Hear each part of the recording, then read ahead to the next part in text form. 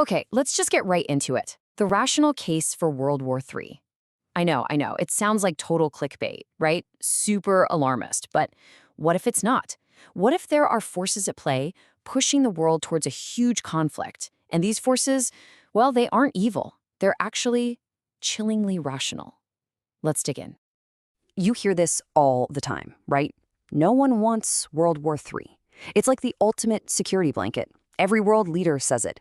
It's what we all want to believe. And honestly, it's probably the one thought that lets most of us get a decent night's sleep. But what if that cozy belief is more than just wrong? What if the whole thing's a lie?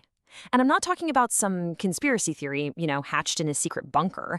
I'm talking about a dangerous illusion, one created by a system where the pressures are building so high that for some major powers, a global war starts to look, well, like the most logical, rational choice on the table. So yeah, that's the core of it right there. We're going to look at war not as some tragic accident, but as a deliberate, calculated move. And you gotta forget the idea of some mustache-twirling villain wanting to take over the world. Instead, just picture this. Rational leaders totally backed into a corner, staring at a menu of absolutely terrible options, and seeing a massive war as the least bad one. And look, history totally backs this up. Just think about World War I. That didn't kick off because of some secret society bent on destruction. Nope, it was a domino effect. A whole series of small, seemingly rational choices made by leaders, things like mobilization schedules, tangled alliances, national pride, that just spiraled out of control into a total global catastrophe. The pressure inside the system just became too much to handle. So what are those pressures today? Well, the analysis we're looking at points to three huge overlapping crises. Any one of these on its own would be a massive headache. But all three hitting at the exact same time, it's basically a perfect storm, creating a global powder keg that might just be impossible to deal with peacefully. Okay, crisis number one, crippling debt. The developed world is practically drowning in it. You've got the US national debt screaming past $35 trillion. You've got China's giant real estate bubble just waiting to pop. The numbers are they're not sustainable. And here's the kicker. There's no easy way out in peacetime. You can't just grow your way out of it, and you can't just cut spending your way out of it. Then there's crisis number two, crazy political division. In the US, things are more polarized than they've been since the Civil War. Over in China, their slowing economy is a huge threat to social stability. And Russia, well, its rigid system is staring down a very uncertain future. And we all know the old playbook, right? When your country is falling apart from the inside, the easiest move is to create an enemy on the outside to rally everyone together. And that brings us to pressure point number three, resource scarcity. The global fight for the absolute basics, we're talking water, food, energy, is getting more and more intense. And climate change is just stepping on the gas pedal. History is brutally clear on this one. When countries are facing a shortage of things they need to survive, they don't just sit back and accept it. They fight. So you've got these three massive, seemingly unsolvable problems. And this is where the whole argument gets really uncomfortable and honestly pretty chilling. What if war, in a cold, brutally mechanical way, actually offers a solution? This has nothing to do with morality. It's all about a twisted kind of logic that sees a global war as a giant reset button for the whole system.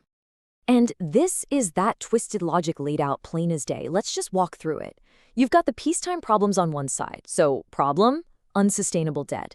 The solution in wartime, a total chaotic reset where all that debt just gets wiped off the books.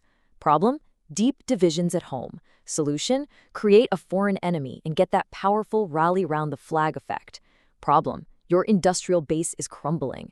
Solution, war forces you to rebuild it and fast. Problem, your R&D is slow. Well, guess what? Nothing, and I mean nothing, speeds up technology from AI to hypersonic weapons like the threat of losing a major war. All right, so those solutions are there. But what lights the fuse? What adds that terrifying sense of urgency? Well, that's the most dangerous part of all this. The feeling in multiple world capitals that the window of opportunity is closing. Fast. It's a real use it or lose it moment where the fear is if you don't act now, your chance is gone for good. And you can see that dynamic playing out perfectly between the two biggest powers. For the US, their military edge over China is shrinking year by year. So the cold calculation becomes, hey, if a fight is coming anyway, we better have it now while we still have the upper hand. Then you look at China. For them, the closing window is all about demographics. Their population is getting older so fast that pretty soon they might not be able to sustain a long major war. For both sides, the clock is ticking, just for different reasons. And when all these things converge, you get what this analysis calls the most dangerous window, and that's roughly between 2025 and 2030. Just look at how all these different threads come together. You've got peak American political weakness. You have China's demographic window slamming shut. Smack in the middle of that is 2027, the year U.S. intelligence believes China wants its military ready to take Taiwan. And draped over all of it, worsening climate impacts. It's the definition of a perfect storm. So, if all these pressures really do collide, what's the most likely result? The argument here is that it might not be the single giant cataclysmic World War III you see in the movies. It could be something a lot sneakier, and maybe a lot more permanent. And that outcome has a name: the Cold World War. So what is that? It's basically a permanent state of, simmering conflict. It's not an all-out hot war, but it is absolutely not peace. It's this messy, gray zone of endless proxy wars, economic battles, and constant cyber attacks. The source material even calls it a slower apocalypse, one that just grinds away at global prosperity and stability for decades on end. So what does that actually look like in the real world? Well, you'd see a few key things. You'd have these regional hot wars, think Ukraine, or maybe Taiwan, that are always burning but never really get resolved. The world would shatter into competing, hostile groups of countries. Trade between them? Basically gone.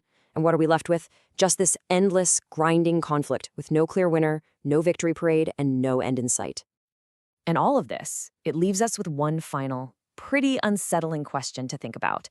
If we're heading into an era that isn't defined by the clear lines of war and peace, but instead by this permanent, simmering, never-ending state of conflict, what does the word peace even mean anymore?